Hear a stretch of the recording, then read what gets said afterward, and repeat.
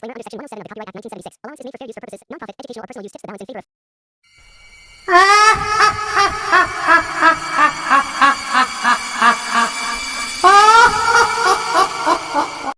ये कहानी है डॉक्टर रोशनी की। डॉक्टर रोशनी गवर्नमेंट द्वारा अपॉइंटमेंट एक डॉक्टर थी और उनकी ड्यूटी मध्य प्रदेश के एक छोटे से गांव करौंदी में लगी थी।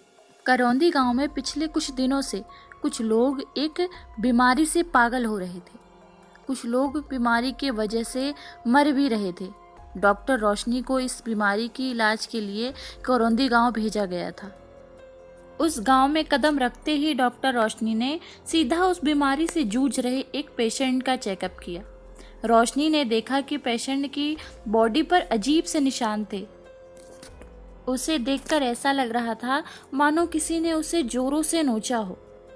उसका शरीर नीला पड़ा हुआ था, साथ ही उसके नसें इतनी फूली हुई थी कि जैसे एकदम फटने वाली हों।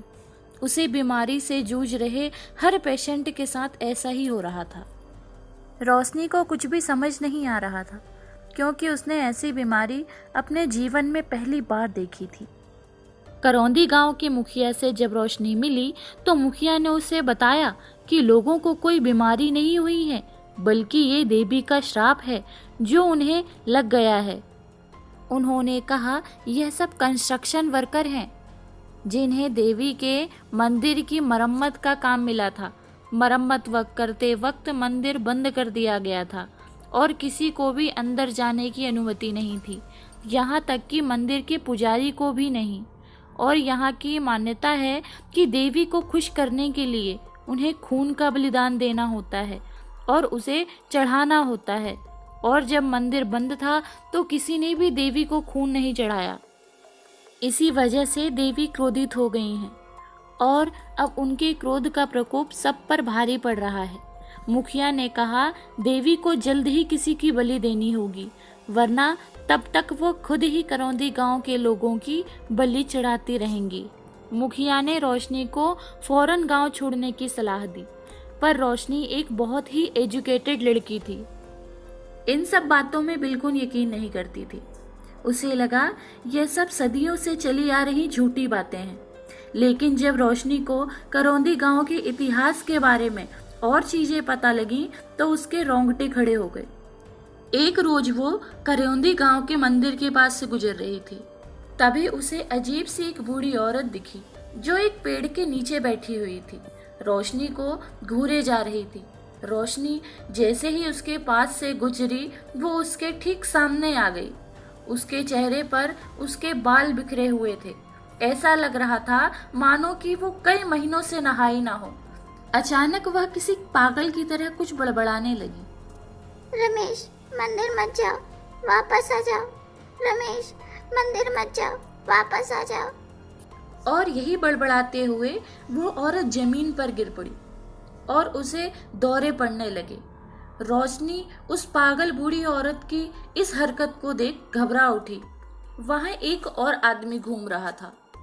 उस आदमी ने उस औरत को वहां से भगा दिया और रोशनी को रमेश के बारे में बताया।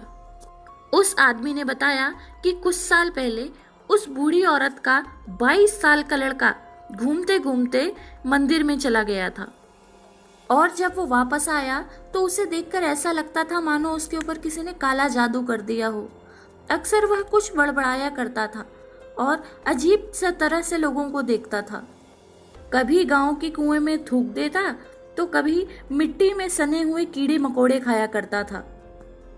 उसे देख गांव वालों को लगने लगा कि वो जब मंदिर में गया होगा तो उसने ना चाहते हुए भी देवी को नाराज कर दिया होगा, इसीलिए उन देवी ने इसे श्राप दे दिया। और इस देखते ही देखते रमेश की हालत और ज्यादा बिगड़ने लगी और एक दिन वो करौंदी गांव से गायब हो गया। रमेश के जाने के गम में उसकी माँ पागल हो गई और अब उसे कोई भी राह चलता इंसान मिलता है तो उसे रमेश कहने लगती है और उसे दौरे पड़ने लगते हैं। करौंदी गांव का ये किस्सा सुन रोशनी समझ चुकी थी कि जिसे वह बीमारी समझ रही है असलियत में उसके पीछे का रीजन कुछ और ही है। इसलिए रोशनी किसी से बिना कुछ कहे रातों रात करौंदी गांव से निकल गई। ऐसी ही कहानी के लिए हमारे चैनल को सब्सक्राइब एंड वीडियो को लाइक कर दीजिए।